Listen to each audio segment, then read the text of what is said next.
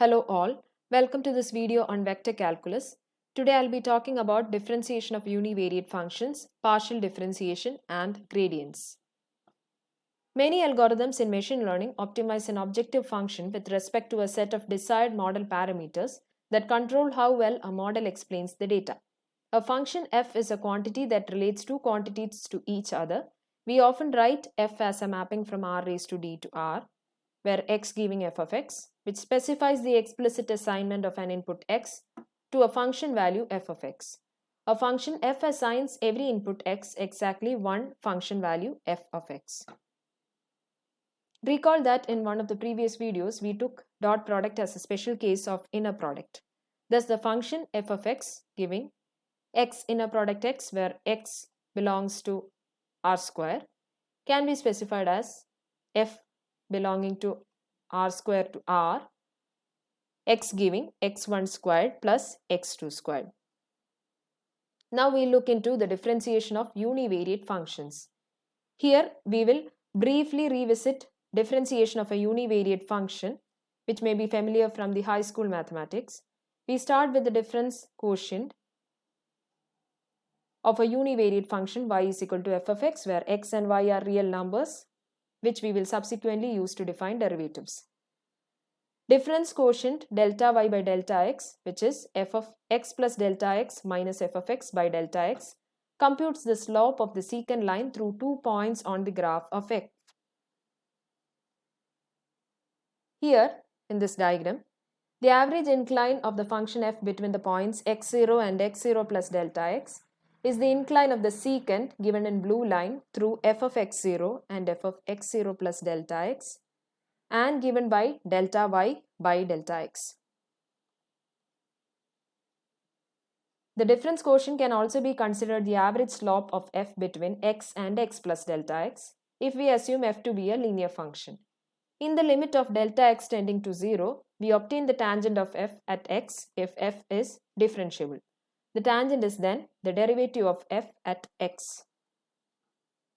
Now we look into derivatives. More formally, for h greater than 0, the derivative of f at x is defined as the limit df by dx given by limit h tends to 0, f of x plus h minus f of x by h, and the secant becomes tangent here. The derivative of f points in the direction of the steepest ascent of f. Now we'll calculate the derivative of the function x raised to n, where n is a natural number. We may already know that the answer is nx raised to n minus 1. But we want to derive this result using the definition of derivative as the limit of difference quotient, which we just studied now. So df by dx can be written as limit h tends to 0, f of x plus h minus f of x by h.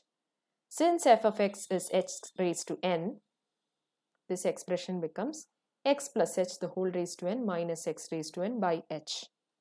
By binomial theorem, x plus y the whole raised to n can be written as sigma k equal to 0 to n choose k, x raised to n minus k, y raised to k, where n choose k can be written as n factorial by k factorial into n minus k factorial. On substituting this in the previous expression, we get limit h tends to 0, sigma I is equal to 0 to n choose I, x raised to n minus I, h raised to I minus x raised to n. On expanding this, we get limit h tends to 0, x raised to n plus n choose 1, x raised to n minus 1 h plus n choose 2, x raised to n minus 2 h square plus n choose n, x raised to 0, h raised to n minus x raised to n by h. We'll cancel out these two terms and divide the rest of the terms by h. Then we get limit h tends to 0, n choose 1, x raised to n minus 1 plus n choose 2, x raised to n minus 2, h plus etc. plus n choose n, h raised to n minus 1. Since h tends to 0, we'll substitute h with 0 and this term is left out, which is n choose 1, x raised to n minus 1. Now n choose 1 can be written as n factorial by 1 factorial into n minus 1 factorial. On cancelling these terms, it is left with n. So the final answer will be nx raised to n minus 1. Now we look into Taylor series. It is a representation of a function f as an infinite sum of terms. These terms are determined using derivatives of f evaluated at x0. The Taylor polynomial of degree n of f mapped from R to R at x0 is defined as Tn of x giving sigma k equal to 0 to n f raised to k x0 by k factorial into x minus x0 the whole raised to k, where f raised to k x0 is the kth derivative of f at x0 and f raised to k x0 by k factorial are the coefficients of the polynomial. For a smooth function f belonging to c raised to infinity, which means f is continuously differentiable infinitely many times, and f being a function mapped from R to R, the Taylor series of f at x0 is defined as t infinity of x giving sigma k equal to 0 to infinity f raised to k x0 by k factorial into x minus x0 the whole raised to k. For x0 equal to 0, we obtain the Maclaurin series as a special instance of the Taylor series. If f of x is equal to t infinity of x, then f is called the analytic. Now we'll consider a polynomial f of x which is given by x raised to 4. Here we are asked to find out the Taylor polynomial T6 evaluated at x0 equal to 1. For this we'll start computing the coefficients f raised to k of 1 for k values ranging from 0 to 6. We'll see that f of 1 is 1. So when I take the first derivative of this, I'll get 4x cube. On substituting 1, I get 4. The second derivative is 4 into 3x square. On substituting 1, I get 12. The third derivative is 4 into 3 into 2x. On substituting 1, I get 24. The fourth derivative is 4 into 3 into 2 into 1. So the result is 24. And the fifth and sixth derivatives are 0. Therefore, the desired Taylor polynomial is given by T6 of x giving sigma k equal to 0 to 6 f raised to k x0 by k factorial into x minus x0 the whole raised to k. On substituting the values, the expression becomes 1 plus 4 into x minus 1 plus 12 by 2 factorial into x minus 1 squared plus 24 by 3 factorial into x minus 1 the whole cube plus 24 by 4 factorial into x minus 1 the whole raised to 4 plus 0 plus 0. On opening the brackets and rearranging the terms, we'll get the final answer as x raised to 4, which is f of x, which means we obtain an exact representation of the original function. Now looking into another function given by sin x plus cos x, which is an element of c raised to infinity, we are asked to seek the Taylor series expansion of f at x0 equal to 0, which is the Maclaurin series expansion of f. So first we find f of 0, which is sin 0 plus cos 0, which is 0 plus 1 giving 1. Then we take its first derivative, which gives cos 0 minus sin 0, that is 1 minus 0, which is 1. Then we take the second derivative, which is minus sin 0 minus cos 0, which is 0 minus 1, which is minus 1. Then the third derivative, which is minus cos 0 plus sin 0, which is 0 minus 1, that is minus 1. Then we go for the fourth derivative, which is sin 0 plus cos 0, which is same as f of 0, which is 1. We can see a pattern here. The coefficients in our Taylor series are only plus or minus 1 since sin 0 is 0, each of which occurs twice before switching to the other one. Furthermore, f raised to k plus 0 of 0 is f raised to k of 0. Therefore, the full Taylor series expansion of f at x0 equal to 0 is given by t infinity of x, which is sigma k equal to 0 to infinity f raised to k x0 by k factorial into x minus x0 the whole raised to k. On substituting the values, I get 1 plus x minus 1 by 2 factorial into x square minus 1 by 3 factorial into x cube plus 1 by 4 factorial into x raised to 4 plus 1 by 5 factorial into x raised to 5 minus etc. Now, I need to convert this into an already known series, so I'll group all the even and the odd terms together. So that will be 1 minus 1 by 2 factorial x square plus 1 by 4 factorial x raised to 4 etc. in a group, and x minus 1 by 3 factorial x raised to 3 plus 1 by 5 factorial x raised to 5 etc. in another group. This can be replaced with this expression, which is sigma k equal to 0 to infinity minus 1 raised to k 1 by 2k factorial x into 2 raised to k plus sigma k equal to 0 to infinity minus 1 raised to k 2k plus 1 x raised to 2k plus 1. So this is the series of cos x and this is the series of sin x. So we'll see that Taylor series is a special case of power series. Now this is the function that we just computed now, which is sin x plus cos x, which is given in black line. This is approximated by Taylor polynomials, which is in dashed format around the point x0 equal to 0. Now the higher order Taylor polynomials approximate the function f better and in a more global way. That is, we see that T10 is already similar to f at minus 4, 4. Now we'll look into the differentiation rules. Here we'll briefly state the basic differentiation rules where we denote the derivative of f by f dash.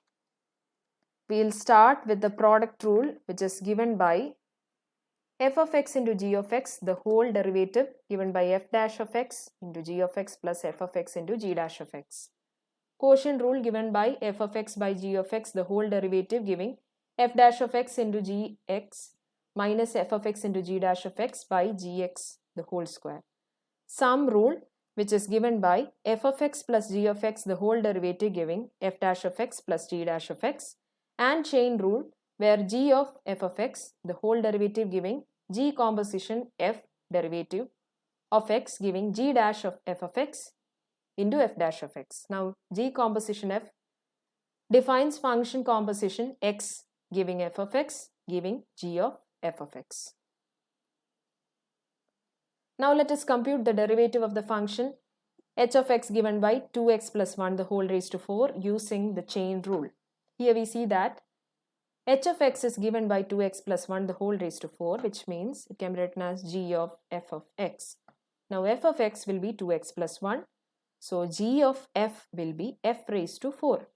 We'll obtain the derivatives of f and g as f dash of x, which is 2, and g dash of f, which is 4f cube, such that the derivative of h can be written as h dash of x giving g dash of f into f dash of x, which is 4f cube into 2. Now f is replaced by 2x plus 1.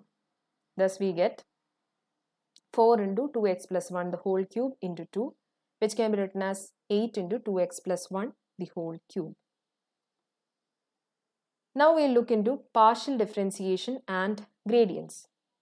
Here we consider the general case where the function f depends on one or more variables x belonging to n dimension space. For example, f of x is f of x1, x2. The generalization of the derivative to functions of several variables is the gradient. We find the gradient of the function f with respect to x by varying one variable at a time and keeping the others constant.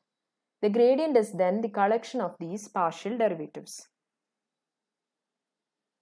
For a function f mapped from r raised to n to r, x giving f of x belonging to the n dimension space of n variables x1 to xn, we define the partial derivative as dou f by dou x1 equal to limit h tends to 0, f of x1 plus h, x2, etc. xn minus f of x by h, etc. Dou f by dou xn giving limit h tends to 0, f of x1, etc. xn minus 1, etc. xn plus h minus f of x by h. And we collect them into the row vector, which is given by this symbol, which is gradient of f with respect to x, df by dx given by dou fx by dou x1, dou fx by dou x2, etc. dou fx by dou xn. which is belonging to the 1 cross n dimension space, which has 1 row and n columns, where n is the number of variables and 1 is the dimension of image, range or codomain of F. We define the column vector x as x1, etc., xn transpose, which belongs to the n dimension space, and the row vector here is called the gradient of F or Jacobian. Now we'll see partial derivative using the chain rule for the function f of xy giving x plus 2y cube the whole square. First we'll find dou f of x comma y by dou x, which is given by 2 into x plus 2y cube dou by dou x of x plus 2y cube, which is 2 into x plus 2y cube. Then we find dou f of x comma y by dou y, given by 2 into x plus 2y cube into dou by dou y of x plus 2y cube, which is 12 x plus 2y cube into y square. For another example, which is f of x1 x2 given by x1 squared x2 plus x1 x2 cube, which are real numbers, we are asked to find out the partial derivatives. For this, we find dou f by dou x1 for x1 x2, which is 2 x1 x2 plus x2 cube, and dou f x1 x2 by dou x2 is x1 square plus 3 x1 x2 square. Now the gradient is then given by df by dx, giving dou f x1 x2 by dou x1, dou f x1 x2 by dou x2, which is 2 x1 x2 plus x2 cube, and x1 square plus 3 x1 x2 squared, which belongs to the 1 cross 2 dimension space, which has 1 row and 2 columns. Now we look into the basic rules of partial differentiation. In the multivariate case where x belongs to the r raised to n space, the basic differentiation rules that we know from school still apply. However, when we compute derivatives with respect to vectors, we need to pay attention that our gradients now involve vectors and matrices, and matrix multiplication is not commutative, that is, the order matters. The product rule is given by dou x of f of x into g of x, giving dou f by dou x into g of x plus f of x into dou g by dou x. Sum rule is given by dou x of f of x plus g of x, giving dou f by dou x plus dou g by dou x. And the chain rule, dou x of g composition f of x, giving dou x of g of f of x, which is dou g by dou f into dou f by dou x. If we take a closer look at the chain rule, we will see that it resembles to some degree the rules for matrix multiplication, where we said that the neighboring dimensions have to match for matrix multiplication to be defined. Now if we go from left to right, the chain rule exhibits similar properties. That is, dou f shows up in the denominator of the first factor and in the numerator of the second factor. So if we multiply the factors together, multiplication is defined, that is, the dimensions of dou f match and it cancels such that dou g by dou x will remain. Now let us look into the chain rule. Consider the function f mapped from r square to r of two variables x1, x2. Furthermore, x1 of t and x2 of t are themselves functions of t.